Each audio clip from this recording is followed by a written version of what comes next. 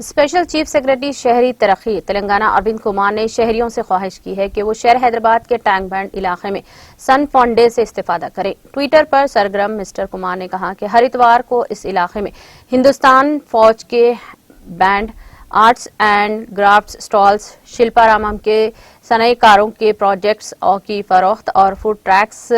Handloom stalls کا انتظام کیا جا رہا ہے۔ انہوں نے اس خصوص میں ٹویٹ کرتے ہوئے کہا کہ اس موقع پر حیدرآباد میٹروپولیٹن ڈیولپمنٹ اتھارٹی کی جانب سے مفت پودے بھی تقسیم کیے جا رہے ہیں،